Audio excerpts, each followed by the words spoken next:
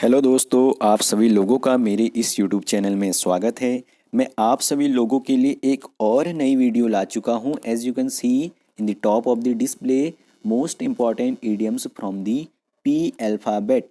इस वीडियो में मैं आपको पी अल्फ़ाबेट से जितने भी इम्पॉर्टेंट इडियम्स बनने वाले हैं उनको कवर करूंगा, और जो नेक्स्ट वीडियो होगी वह भी पी अल्फ़ाबेट से जितने भी इम्पॉर्टेंट इडियम बनेंगे उसके रिगार्डिंग होगी। यह वीडियोस और सीरीज जो मेरे द्वारा स्टार्ट की गई है, यह सभी कॉम्पिटिटिव एग्ज़ाम और स्पीकिंग के लिए बहुत ज़्यादा हेल्पफुल है। If you want to make your speaking perfect और modern, you can use these idioms while doing general conversation with your friends.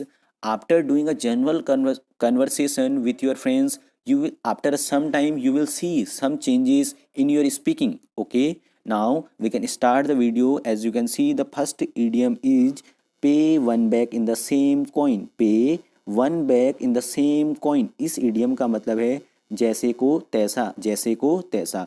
Now you can see the example of this idiom so that you can understand what is the actual meaning of this idiom.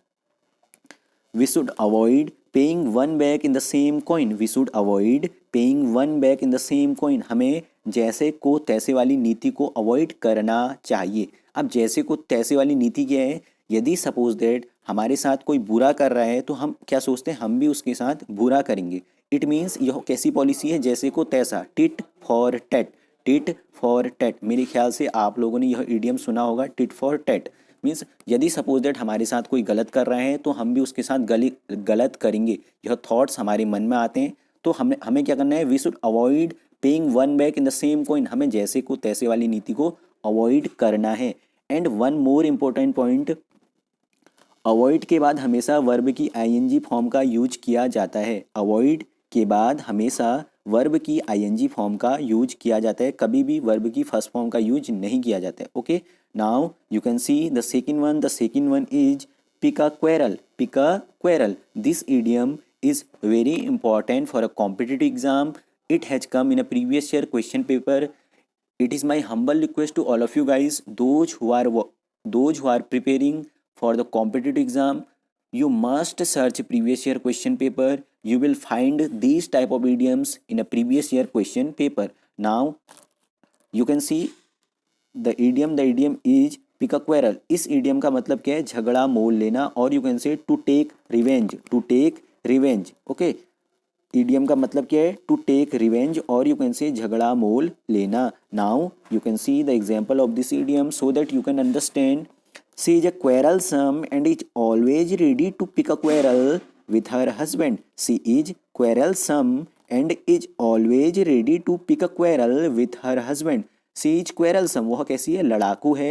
And is always ready to pick a quarrel with her husband, वह हमेशा ready रहती है, तैयार रहती है अपने पति से झगड़ा मोल लेने के लिए. Okay, now you can see third one. The third one is pick a hole in a one's coat. Pick a hole in a one's coat का मतलब है दूसरों में दोष निकालना, और यू कैन से दूसरों में गलतियां निकालना. To find fault with others. To find fault with others, दूसरों में क्या करना? गलतियां निकालना, दूसरों में दोष निकालना. You can C. Okay, now and this one is also important for a competitive exam. It has also come in previous year question paper. Now you can see the example of this idiom.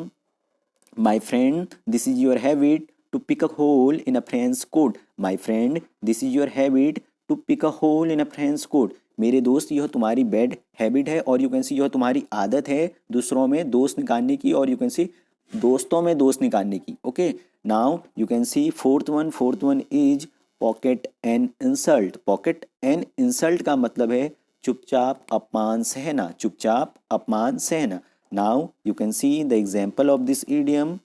Only coward will pocket an insult, a brave man can not. Only a coward will pocket an insult, a brave man can not.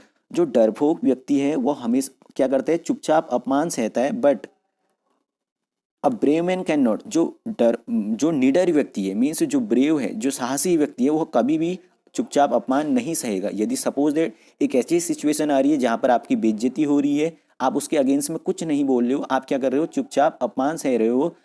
यह कौन कर सकता है? केवल coward people करेगा. लेकिन a brave man can not, never, means कभी भी जो साहसी व्यक्ति है वह चुपचाप अपमान नहीं सह सकता है। Now you can see the last one is play second fiddle. Play second fiddle इस इडियम का मतलब है हाँ में हाँ मिलाना, हाँ में हाँ मिलाना, और यू कैन से किसी के अधीन रहकर कार्य करना, किसी के अंडर में कार्य करना, और यू कैन से अधीन रहकर कार्य करना। This one is also important for a competitive exam. It has also come in a previous year question paper. Okay, now you can see the example of this idiom. I am a man of independent views. How can I play second fiddle to anyone? I am man of independent views. How can I play second fiddle to anyone?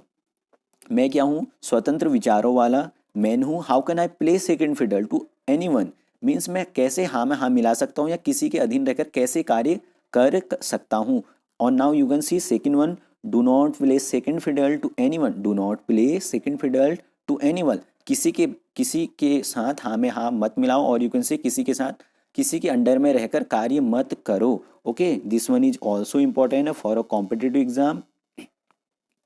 It is my humble request to all of you guys, those who are watching my videos, if you like my videos, if or you are new in my YouTube channel, do not forget to subscribe my channel and press the bell icon for getting notification of my videos early.